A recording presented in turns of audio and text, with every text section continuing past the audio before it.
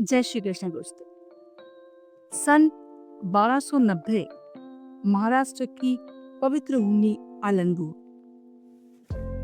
जहाँ का एक 16 वर्षीय बाल संत ज्ञानेश्वर और उनके सामने 1400 वर्ष तक तप करने वाले सिद्ध महायोगी चांगदेव।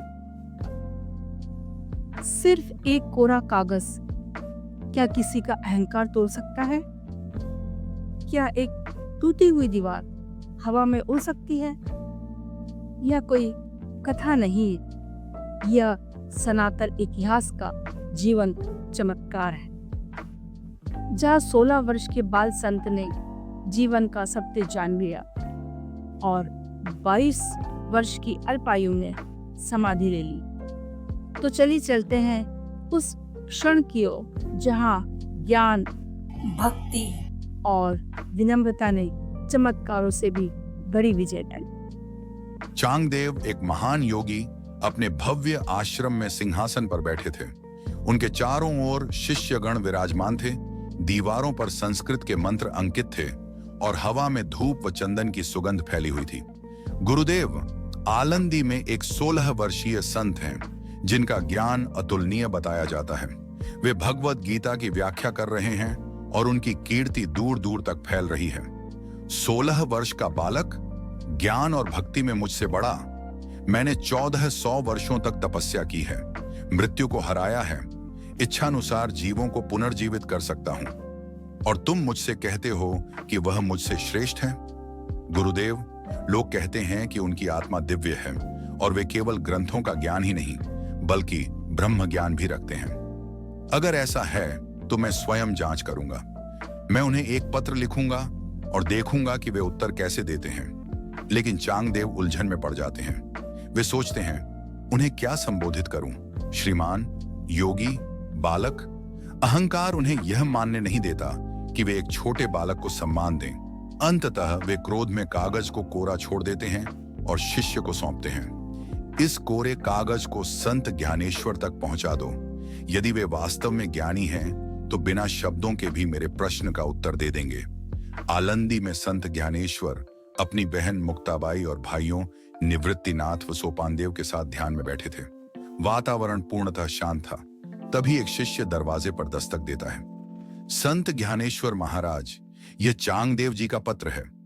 भैया, ये देखो, चांगदेव का पत्र पूरी तरह कोरा है।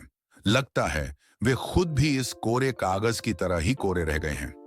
संत ज्ञानेश्वर मुस्कुराते हैं, पत्र अपने हाथ में लेते हैं और बिना कुछ लिखे उसे वापस मोड़कर शिष्य को दे देते हैं। इस कोरे पत्र के लिए हमारा उत्तर भी कोरा ही होगा। जाओ, इसे चांगदेव जी को लौटा दो। जब चांगदेव को यह पत्र वापस मिलता है तो वे क्रोधित हो उठते हैं। उनकी आंखों में क्रोध की ज्वाला जल उठती है। यह क्या मजाक है? उन्होंने कोई उत्तर क्यों नहीं दिया? गुरुदेव, मुक्ताबाई जी ने कहा था कि आप भी इस कोरे कागज की तरह ही कोरे रह गए हैं। अब मैं स्वयं आलंदी जाऊंगा और देखूंगा कि यह बालक कौन सा ज्ञान रखता है।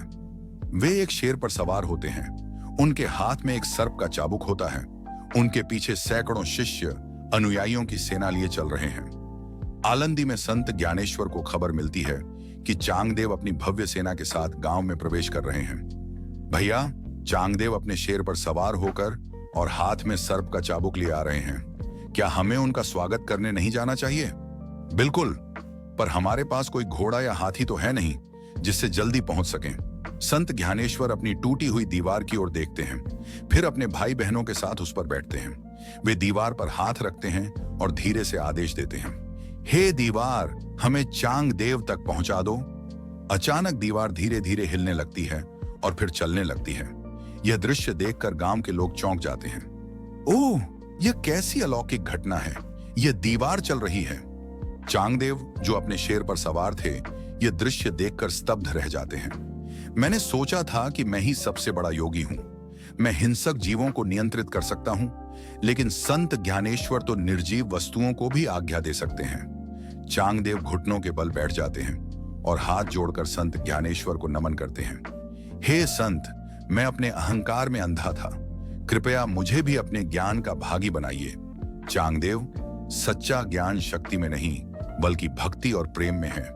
आत्मा की विनम्रता ही सबसे बड़ी सिद्धि है। इस प्रकार चांगदेव का अहंकार नष्ट हुआ और उन्होंने संत ज्ञानेश्वर से आत्मज्ञान प्राप्त किया।